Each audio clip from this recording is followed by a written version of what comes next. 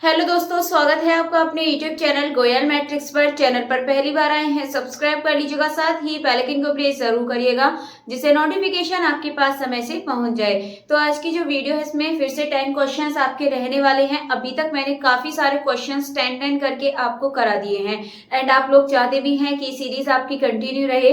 तो प्लीज इसके लिए बस आपको इतना करना है, जितना भी हो सके प्लीज ज्यादा से ज्यादा लाइक कमेंट शेयर इसको कर दीजिएगा। जितना भी हो सके आपको शेयर ज्यादा से ज्यादा करना है। चलिए आज की जो 10 क्वेश्चन है वो स्टार्ट करते हैं। लास्ट में अपना स्कोर जरूर बताइएगा एंड जो फर्स्ट क्वेश्चन मैं आपको करने के लिए दूंगी उसका आंसर भी आपको बताना है एंड वीडियो के लास्ट में आप उसको चेक भी कर लीजिएगा कि उसका सही आंसर क्या है। आइए चलिए स्टार्ट करते हैं। तो वीडियो का एंड तक आपको जरूर देखना है। चलिए क्वेश्चन नंबर 1 आपके सामने है। क्वेश्चन नंबर 1 है, if P is prime then A P, A की पावर P है इधर, congruence A mod P for all belongs to Z, which theorem has above statement. ये किसका स्टेटमेंट है आपको बताना है। ऑप्शंस आपके सामने हैं। तो यहाँ पर है दो ऑप्शन, आप देखेंगे C और D, Cauchy theorem, formats theorem. आपको इनमें से एक ही लगेगा क्योंकि इससे रिलेटेड इन दोनों में से ही है। तो फिलहाल तो आपको इसका कमेंट करके आंसर बताना है। लास्ट में वीडियो को जरूर चेक कर लीजिएगा कि इसका सही आंसर क्या है। चलिए क्वेश्चन नंबर 2 की तरफ बढ़ते हैं। तो क्वेश्चन नंबर 2 है, to reduce a matrix into row echelon form apply. इसे रिड्यूस करना है रो एचेलन फॉर्म में, यानी कि मैट्रिक्स को किस में चेंज करना है, रो एचेलन फॉर्म में रिड्यूस करना है। तो इसके लिए क्या अप्लाई करेंगे? ऑप्शन है ओनली कॉलम ऑपरेशंस, या फिर ओनली रो ऑपरेशंस, या फिर both row and column operation, या फिर कोई भी ऑपरेशन नहीं। तो आपके सामने ही चारों ऑप्शन है। अगर क्वेश्चन में देखिए क्या दे रखा है आपको, रो एचेलन फॉर्म। अगर रो दे रखा है तो इसको हम सिर्फ और सिर्फ रो वाले में ही चेंज कर सकते हैं, यानी कि ओनली रो ऑपरेशन ही इसमें लगाएंगे। और अगर क्वेश्चन में कॉलम के बारे में दिया होता कि मैट्रिक्स इनटू कॉलम एचेलन फॉर्म, मतलब कॉलम में करने के लिए बोलता, फिर आप वहां पे कॉलम ऑपरेशन लगाते। तो फिलहाल इसमें आपसे रो एचेलन फॉर्म बोला है तो इसीलिए ओनली रो ऑपरेशन ही इसमें आप लगाएंगे। तो इसका जो ऑप्शन नंबर बी है ये आपका बिल्कुल सही आंसर हो जाएगा, ओनली रो ऑपरेशंस। चलिए नेक्स्ट क्वेश्चन की तरफ बढ़ते हैं।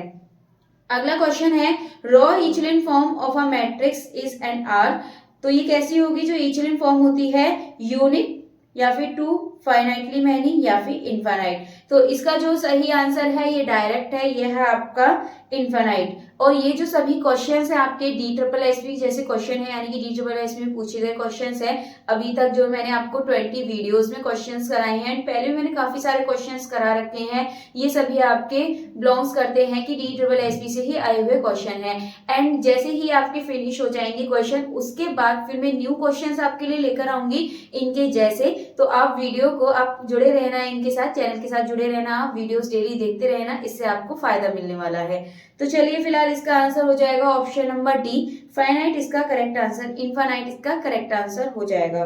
नेक्स्ट है स्टेटमेंट ए, स्टेटमेंट बी। दो आपको स्टेटमेंट दे रखे हैं। इसमें आप देखेंगे ए है all upper triangular matrix are in echelon form, या फिर all matrix in echelon form are upper triangular matrix.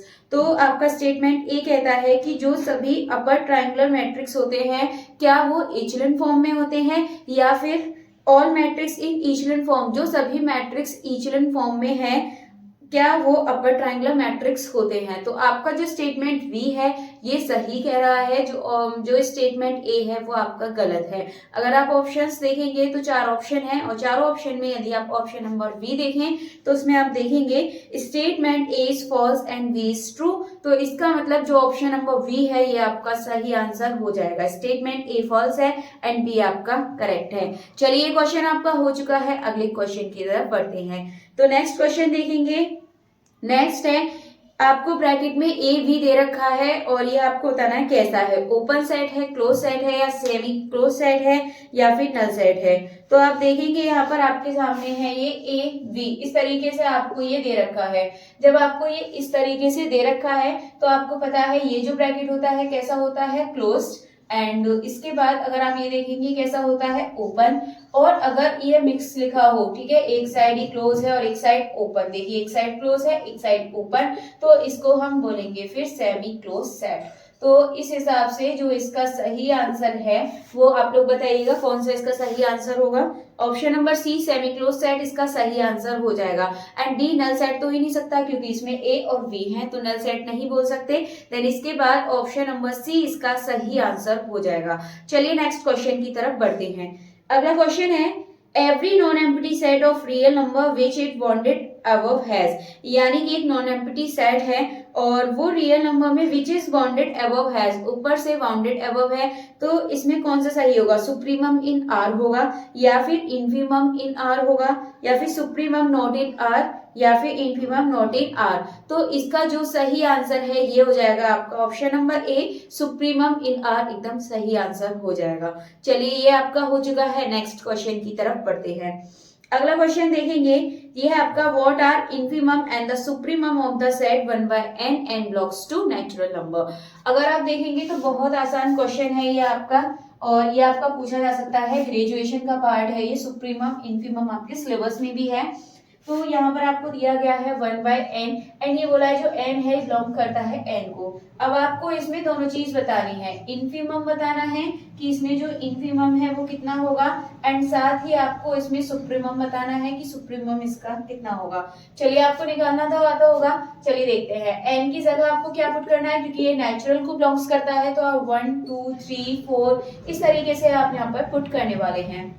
अब आप यहाँ देखेंगे तो आपको क्या मिलेगा, यहाँ पर ये सेट 1/n है तो 1/1 रखेंगे, n की जगह 1 मिलेगा 1, एंड n की जगह 2 रखेंगे 1/2 आपको ये मिलेगा 1, n की जगह 3 रखेंगे 1/3 मिलेगा 1/n की जगह 4 रखेंगे 1/4 मिलेगा। इस तरीके से यदि आप करते जाएंगे तो लास्ट में आपको 0 मिलेगा। इन्फिनिटी नहीं मिलने वाला है क्योंकि आपको पता है नेचुरल में 0 बिलोंग्स नहीं करता, और जब n की जगह आप 0 पुट नहीं कर सकते हैं तो आपका वो इन्फिनिटी नहीं बन सकता है, इसीलिए यहाँ से आपको इन्फिनिटी नहीं मिलेगा, आपको यहाँ लास्ट में 0 मिलेगा।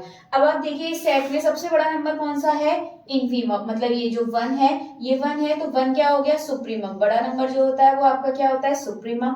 इसमें छोटा नंबर क्या है सबसे, आपका 0, तो 0 इसमें सबसे छोटा है यानी कि 0। आप देखेंगे बढ़ते से घटते क्रम में यानी कि डिक्रीज हो रहा है, इसलिए ये आपका सुप्रीमम, ये आपका इन्फीमम। तो इन्फीमम क्या हो जाएगा आपका 0 एंड सुप्रीमम हो जाएगा 1।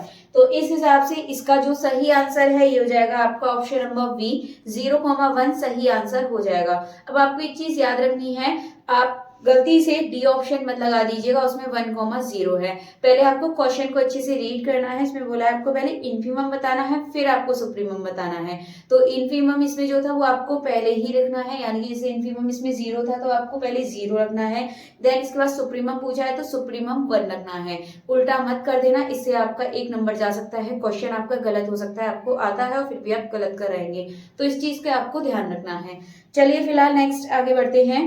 अगला है if a and b are any two positive real number then, कौन सा इसमें सही होगा, na greater than b such that n is a positive integer, या फिर na less than b that n is a positive integer, na greater b such that n is a integer, या फिर na less than b such that n is a integer.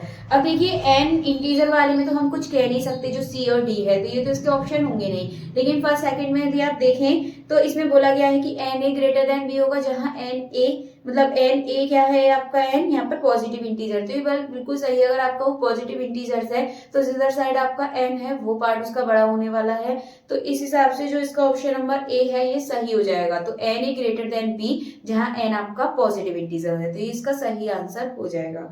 चलिए आपका हो चुका है। Next अगले क्वेश्चन की तरफ बढ़ते हैं।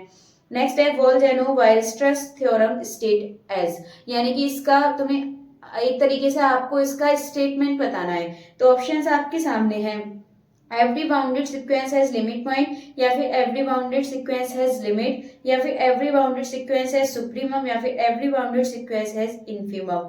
तो इसका जो सही आंसर है डायरेक्ट है, आपको याद रखना है ये।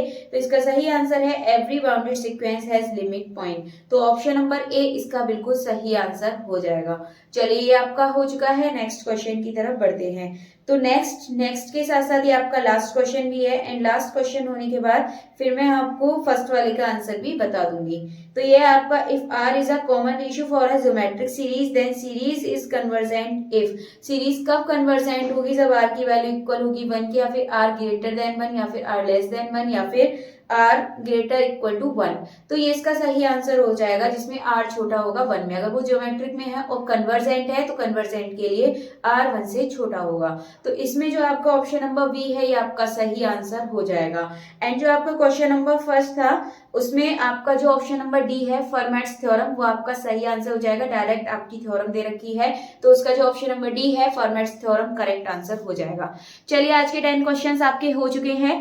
एंड आपको लास्ट में अपना स्कोर कमेंट बॉक्स में बताना है कि टोटल आपके 10 में से कितने क्वेश्चन सही हुए हैं। और अगर आपको वीडियो अच्छी लग रही है तो प्लीज ज्यादा से ज्यादा लाइक कमेंट शेयर कर दीजिएगा। एंड मिलते हैं चलिए आगे के नए क्वेश्चंस के साथ। तब तक के लिए आप और भी वीडियोस को देखते रहिएगा।